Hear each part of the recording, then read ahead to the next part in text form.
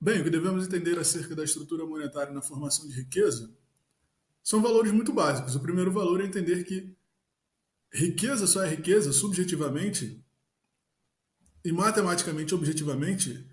A riqueza só é riqueza na medida em que você tem a capacidade de adquirir bens, serviços, objetos, itens, e a aquisição desses bens, itens, objetos, serviços não danifica o seu patrimônio. A riqueza, ela não é um valor específico, ela é uma distância entre o que você mantém e aquilo que você gasta para obter um bem e um serviço. Então, riqueza só é riqueza na medida em que, quando a pessoa compra comida, quando ela compra roupa, quando ela viaja, quando ela tem serviço médico, quando ela compra um carro, quando ela vai para outro país, quando ela vai numa lanchonete, quando ela tem filhos, quando ela paga educação, quando ela paga computação, quando ela paga internet, quando ela paga todos os sistemas de serviços e bens da vida, quando ela paga tudo isso, ao final do pagamento de todas essas coisas, ela mantém ainda uma grande parte do patrimônio dela. A riqueza, ela é mensurada não por valores, digamos assim, mas ela é mensurada pela distância entre o patrimônio que você tem e o patrimônio que você continua tendo depois de consumir as necessidades básicas e supérfluas da vida. Primeiro, as básicas. Você consome todas as necessidades básicas e mantém um alto patrimônio ainda resguardado? Esse é o ponto um de riqueza.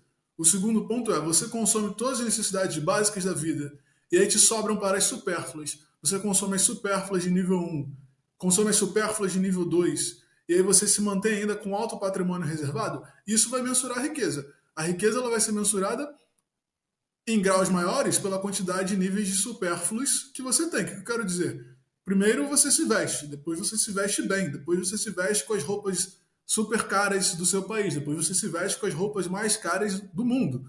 Então você tem aí 3, 4 níveis de investimento. Tem a viagem. Primeiro você viaja para os locais da sua cidade. Você aluga Airbnbs ou viaja para os centros turísticos da sua própria cidade. Depois você sai da sua cidade, depois você sai do seu estado, depois você vai para os locais mais específicos de outros estados, depois você sai do país e assim por diante. Então são graus supérfluos de gastos. Claro que você pode viajar dentro do seu próprio país de forma mais cara do que viajando para fora do país. Eu estou usando aqui um exemplo básico de níveis supérfluos de riqueza. Assim como a alimentação. Primeiro você come a sua nutrição mais básica, arroz, feijão e batata. Depois você compra a carne, depois você compra processados, depois você vai a restaurantes e assim por diante. Depois você compra sorvetes de R$ 100 o pote. Agora, a riqueza em si ela é dependente de um mecanismo fundamental que é a matemática de troca dos elementos. O que eu quero dizer? Que para adquirir os elementos necessários e manter a preservação do patrimônio, para que você mantenha seu patrimônio preservado e adquira bens e serviços, ora, obviamente alguém tem que produzir esses bens e serviços a um preço barato.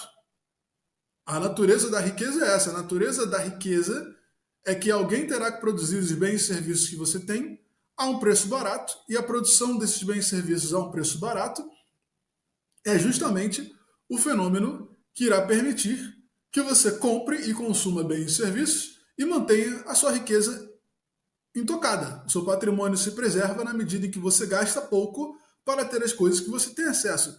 Então, o fundamento da riqueza é o abismo entre o que o indivíduo tem e aquilo que ele irá consumir.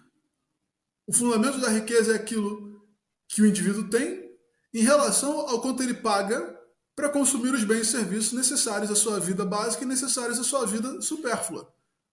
Mas o fundamento da riqueza é que você necessariamente você precisará pagar menos. Necessariamente você precisará pagar menos, pagar pouco pelos serviços. Porque se você compra serviços muito caros, se a alimentação é muito cara, se ir no McDonald's é muito caro, se ir numa lanchonete é muito caro, bem, então obviamente o que aconteceu é que o preço dos elementos se tornou extravagante. Se o preço dos elementos fundamentais são extravagantes, por natureza óbvia, você não tem mais riqueza. A riqueza ela só é riqueza na medida em que o indivíduo, ao consumir bens e serviços, paga pouco por esses bens e serviços, e esse pouco é uma referência medida, mensurada em relação ao patrimônio que ele mantém preservado depois que ele faz a compra da aquisição de bens e serviços. Riqueza só é riqueza se quando você vai à lanchonete, ao fast food e pede uma comida, essa comida não onera o seu patrimônio. Você mantém um alto patrimônio depois de consumir um lanche em um fast food. Se o fast food decidisse tratar bem o funcionário e ele pagasse 10 mil reais ao funcionário, o seu lanche, ao invés de 50 reais, custaria 500 reais. Se as pessoas que trabalham hoje fossem receber o que é devido para que elas não fossem pobres fazendo o trabalho que elas fazem, que é 8 horas por dia, os bens que custam 10 reais custariam 1.000. Os que custam 1.000 custariam 10 mil. E aí a riqueza acabaria. Por que a riqueza acabaria? Porque as pessoas que são ricas não seriam mais ricas porque agora elas gastam muito dinheiro para adquirir os bens e serviços de base. Essa é a matemática fundamental.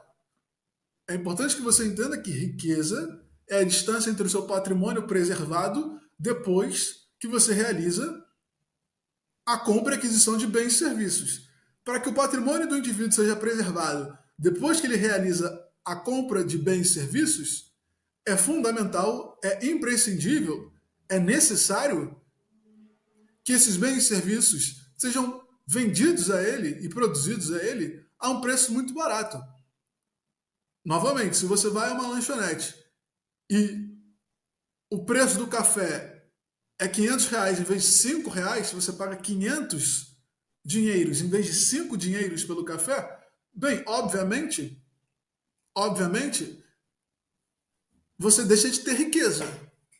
Se todos os serviços ao seu redor começam a se tornar exponencialmente 6 vezes mais caros, 100 vezes mais caro, se tudo se torna 100 vezes mais caro, se a consulta médica que era 100 vira 1.000, se o pão que era 10 vira 100, perdão, se a consulta médica que era 100 vira 10 mil, se o pão que era 10 custa 1.000, obviamente você não tem riqueza. Se as coisas fossem 100 vezes mais caras, a sua riqueza diminuiria proporcionalmente, de forma que só pessoas muito ricas continuariam ricas, a classe média desapareceria e o pobre estaria abaixo da linha da pobreza. O que eu quero mostrar é que matematicamente o conceito de riqueza ele depende de um abismo.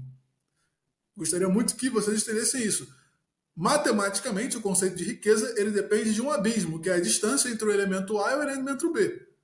A distância entre o elemento A e o elemento B. O elemento A ele é o preço que se paga por algo, o elemento B é a riqueza que se mantém de quem pagou por algo. Por isso que a base da riqueza é a exploração do trabalho. Não existe riqueza sem exploração do trabalho. Só nesse exemplo que eu dei do café, para que o café custe 5 reais e você mantenha a sua riqueza depois de comprar o café, para que o café custe 5 reais e o indivíduo que compra o café continue mantendo o patrimônio dele, para que o indivíduo não gaste 500 reais numa xícara de café, o café tem várias cadeias. Tem o transportador do café, tem o produtor do café, tem a pessoa que pega os sacos de café e estoca nos mercados. Para que o café custe 5 reais, depois de todos esses procedimentos, depois da lanchonete, depois da pessoa que fica em pé ali na lanchonete servindo todo mundo o dia inteiro no calor, todas as pessoas da cadeia produtiva tiveram que se dar muito mal. E não só isso, as pessoas da cadeia produtiva, elas são empregadas de alguém. Ou seja, a pessoa que dirige o caminhão de café, ela trabalha para um dono de transportadora. A pessoa que estoca o café, ela trabalha para um indivíduo que é dono de celeiros. A pessoa que distribui o café, ela trabalha para um dono de supermercado.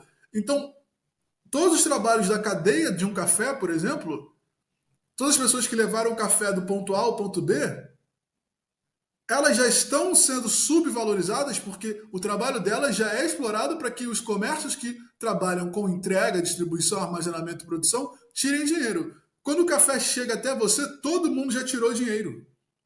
Então a única forma de todo mundo enriquecer, todos os empresários enriquecerem, e você, consumidor de café, pagar por um café e não se sentir empobrecido, você pagar 5 reais e não pagar 500, a única forma disso acontecer é que toda a base monetária de pessoas que trabalham na produção daquele processo seja explorada. Essas pessoas têm que ser subpagas, subvalorizadas.